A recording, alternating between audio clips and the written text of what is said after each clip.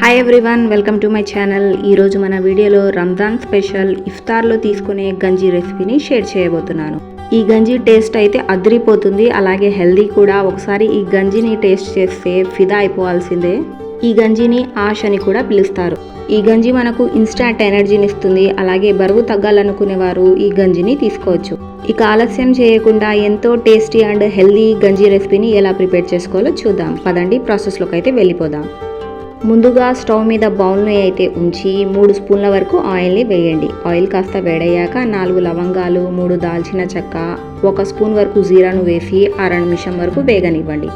అర నిమిషం తర్వాత 2 సన్నగా కట్ చేసుకున్న ఉల్లిపాయలు, 2 చిన్న క్యారెట్ని తీసుకొని ఇలా సన్నగా ముక్కలు చేసి వేయండి. అలాగే 2 పచ్చిమిర్చిని ఇలా మధ్యలోకి చీల్చి యాడ్ చేసి 2 నిమిషాల వరకు రంగు మారేంత వరకు కూడా వేయించుకుందాం.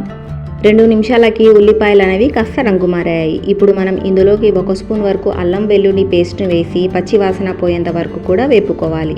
2 నిమిషాల తర్వాత సన్నగా కట్ చేసుకున్న 3 టమాటాలను ఇలా వేసుకోవాలి. వేసుకున్న టమాటాలను 1 నిమిషం వరకు కలుపుకున్నాక మూతను పెట్టి టమాటాలను అయితే మగ్గనివ్వండి. 2 నిమిషాల తర్వాత మూతను తీసి చూద్దాం. టమాటాలు చూడండి కాస్త సాఫ్ట్గా అయ్యాయి. ఇప్పుడు ఒకసారి బాగా కలుపుకొని ఇందులోకి రుచికి సరిపడనంత ఉప్పు, 1 స్పూన్ వరకు గరం మసాలాను కూడా వేసి చక్కగా కలపండి. ఇప్పుడు సన్నగా కట్ చేసుకున్న కొత్తిమీర, అలాగే సన్నగా కట్ చేసుకున్న పుదీనాను కూడా వేసి చక్కగా 1 నిమిషం వరకు కలుపుకోవాలి. ఇలా కలుపుకున్న తర్వాత ఇప్పుడు మనం ఇందులోకి 2 లీటర్ల వరకు నీళ్ళను అయితే వేసుకుందాం. ఇలా నీళ్లను వేసుకున్నాక ఉప్పును ఒకసారి చెక్ చేయండి. ఉప్పు కరెక్ట్గా సరిపోయిందో లేదో ఒకసారి చూసి తక్కువ అయితే ఉప్పును యాడ్ చేయండి. ఇప్పుడు స్టవ్ను హై ఫ్లేమ్లో ఉంచి మూతను అయితే పెట్టేసి నీళ్లను బాగా మరగనివ్వండి.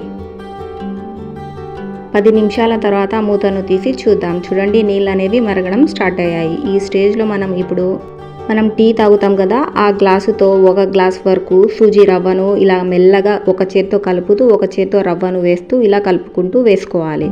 ఇలా కలుపుతూ వేయడం వలన ఎక్కడ కూడా ఉండలనేవి లేకుండా గంజి మనకు చక్కగా రెడీ అవుతుంది.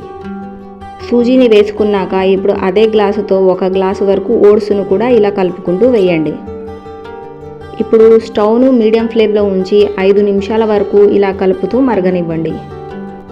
5 నిమిషాల తర్వాత చూడండి మనం వేసుకున్న సూజీ రవ్వ అలాగే ఓట్స్ కుక్ అయిపోయి కాస్త ఇలా దగ్గర పడింది. చూడండి 5 నిమిషాల తర్వాత చక్కగా కుక్ అయిపోయి కన్సిస్టెన్సీ అయితే ఈ విధంగా ఉంది.